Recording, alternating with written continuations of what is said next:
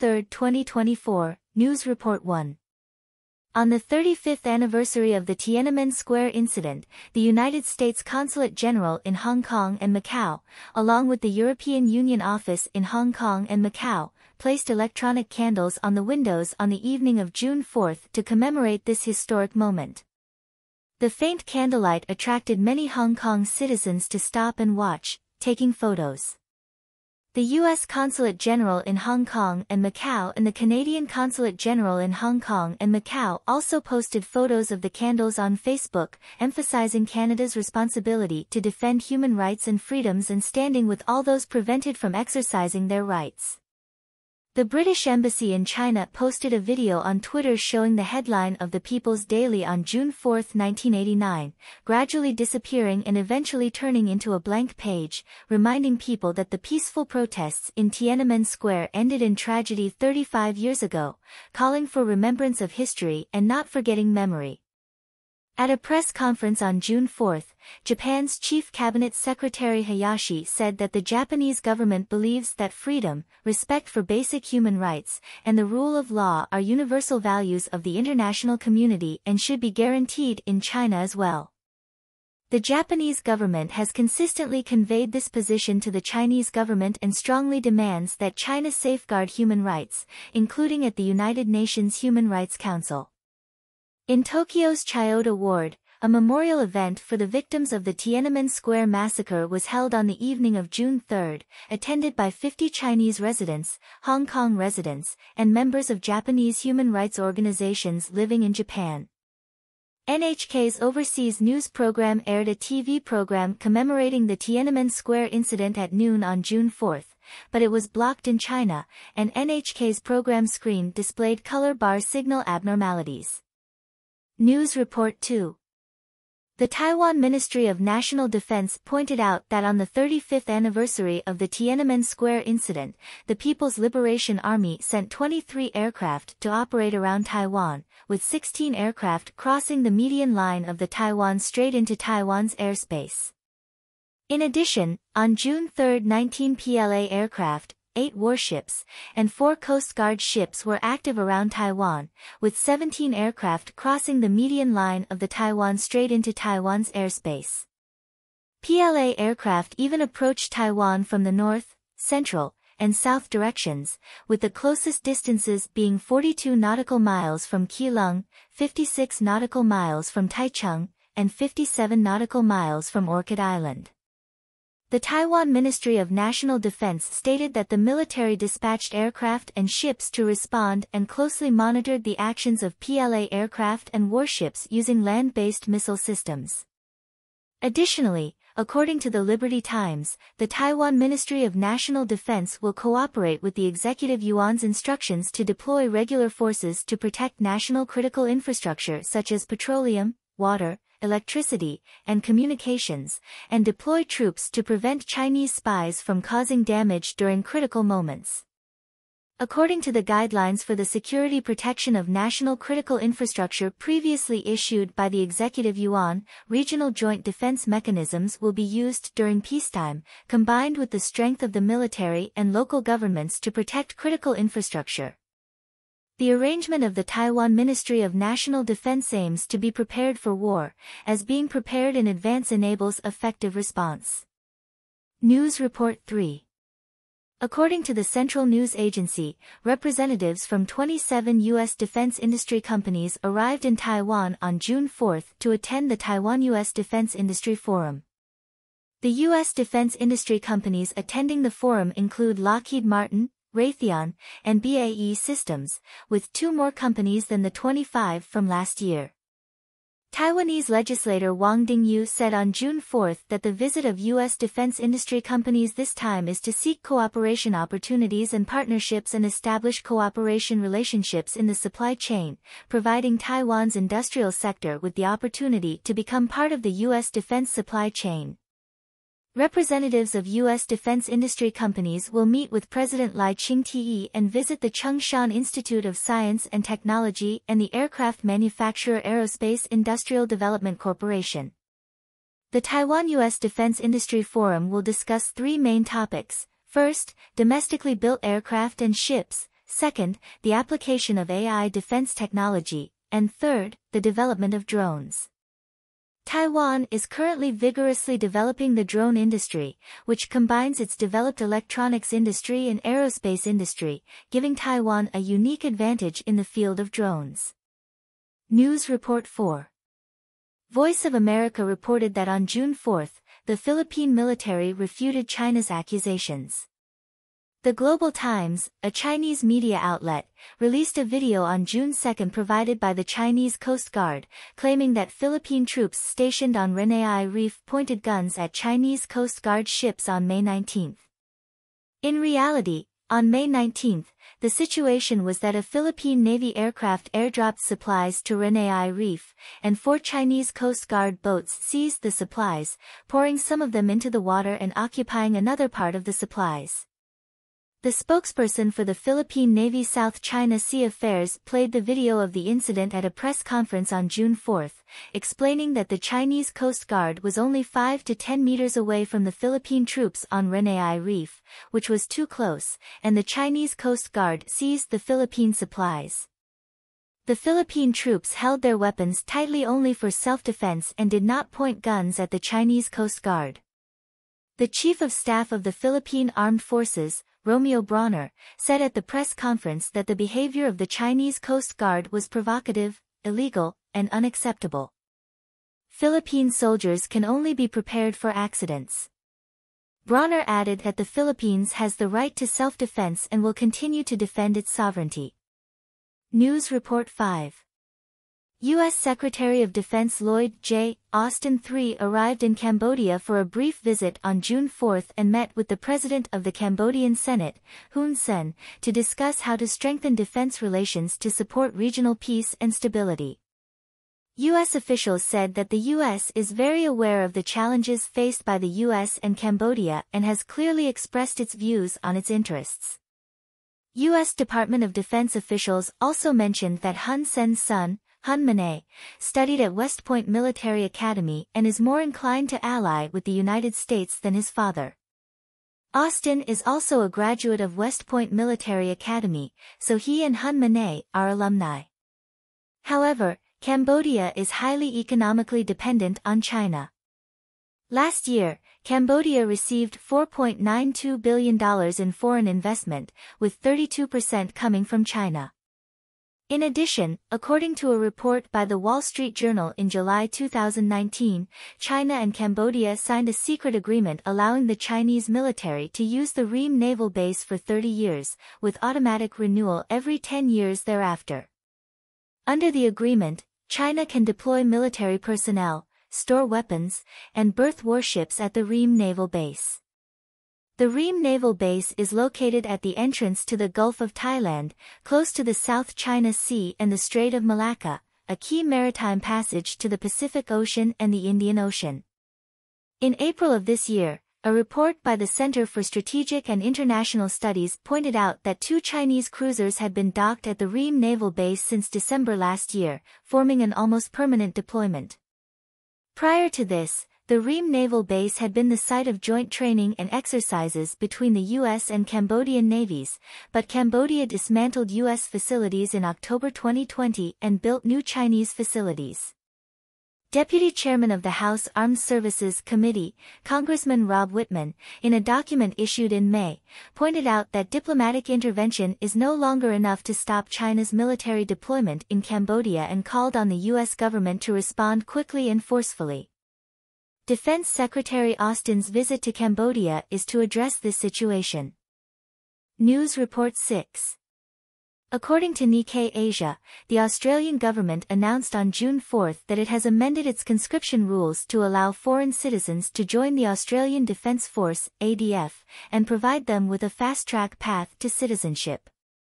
The purpose of this expansion of the conscription scope is to address the shortage of defense personnel, mainly to cope with geopolitical tensions. The new conscription policy covers 2 groups of people. First, New Zealanders living in Australia, who can apply starting from July. Second, Australian permanent residents from the UK, US, Canada, and Pacific Island countries, who can submit enlistment applications from January 2025. The conscription requirements include applicants must have lived in Australia for more than a year, not have served in a foreign military in the past 2 years, and be able to pass a 10-year background check. New recruits will initiate the citizenship process within 90 days of joining the ADF. According to Australia's 2020 Defence Force Structure Plan, Australia plans to increase the total number of active full-time military personnel from 57,000 to 80,000 by 2040. Currently, there are more than 5,000 vacancies in the Australian Defence Force. Australia's Minister for Defence Personnel, Keogh, said that due to the low unemployment rate in Australia, conscription has become very difficult, and the government hopes to recruit several thousand foreign citizens to join the Australian Defence Force through this policy. News Report 7. The newly appointed director of the National Security Agency, Timothy Ha, stated in an interview with the Wall Street Journal at the Shangri-La Dialogue in Singapore that China is preparing for potential cyber attacks. He pointed out that last year the United States discovered that a Chinese hacker group named APT Cyclone had infiltrated Guam and the mainland United States sewage systems and communication networks. Ha mentioned that Chinese hacker groups are embedding malicious code in civilian facilities, a threat that is unique and concerning. The United States believes that China's goal is to preposition cyber infrastructure and critical infrastructure networks to prepare for future attacks, especially in conflicts such as the Taiwan issue, where China might use its potential access to launch destructive cyber attacks on the United States or its allies' critical infrastructure. Such attacks could affect water supply, power grids, transportation systems, disrupt daily life, and harm civilians. News Report 8. According to the American technology news website Wired, Chinese student Feng Yunshi, in January of this year, was accused of spying on factories manufacturing nuclear-powered aircraft carriers and submarines in the United States and was recently sued by the U.S. Department of Justice under the Espionage Act from the World War II era. References to the Espionage Act from World War II are extremely rare after the war, so this case has attracted widespread attention. Feng Yunshi studied in Minnesota, researching artificial intelligence for detecting crop pests. In January of this year, during his vacation, Feng Yunshi traveled to Virginia and rented a car to visit a U.S. shipyard. He used a drone to film the shipyard situation in severe weather. During the filming process, the drone went out of control and crashed into a tree near a resident's home. Feng Yunshi sought help from the resident but did not answer questions about his nationality and the purpose of filming the shipyard, then left the drone and fled. The resident took photos of Feng Yunshi, his license plate, and ID, and reported him to the police. The FBI subsequently took Feng Yunshi and the drone for investigation and found videos inside the shipyard, leading to Feng Yunshi's arrest. According to the U.S. Espionage Act, it is prohibited to use aircraft to film military facilities. Feng Yunshi faces 6 charges, each of which carries a maximum sentence of 1 year in prison. While awaiting trial, Feng Yunshi was required to reside in Virginia, surrender his passport, and not leave. News Report 9. At 2 a.m. on June 4, a serious railway accident occurred in Harbin, where a freight train collided with 6 railway construction workers, resulting in all 6 deaths. The China Railway Harbin Bureau Jiamuxi Car Division posted on its official Weibo account that during the operation of the 42109 freight train in the Suijia County Tanjiwando Wangjiang section, it collided with construction workers who had invaded the downline, resulting in 2 people dying on the spot, 4 injured, and 4 of the injured later died despite rescue efforts. The bulletin used the word invaded, implying that the main responsibility for the incident lies with the construction workers of the construction unit.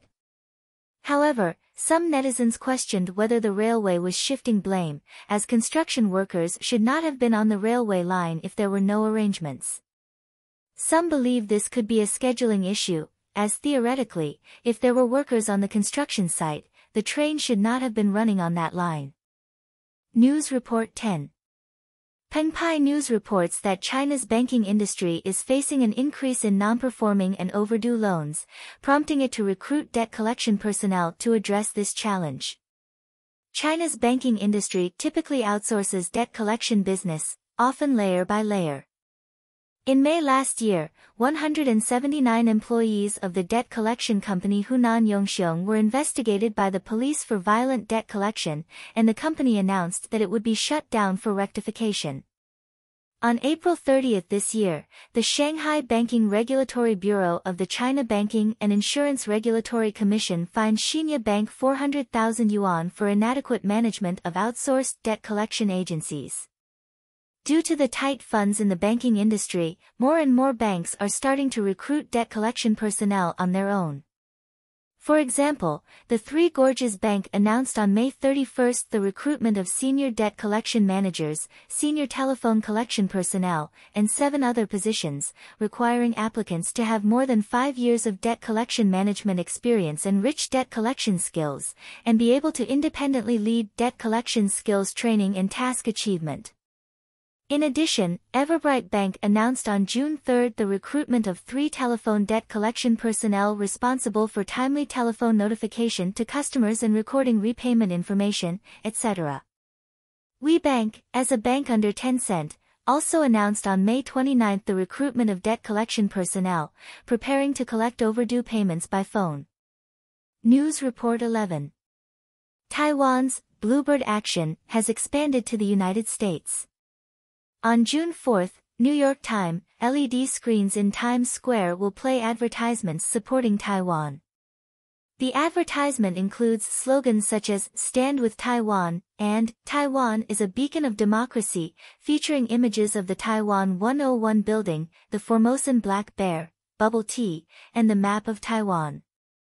The advertisement will be played every 5 minutes for 30 seconds on the anniversary of the June 4 incident, with a cost of $80,000, all raised by netizens. In addition, 100 Taiwanese people gathered in front of the federal building in Los Angeles on June 2 to support the Taiwan action.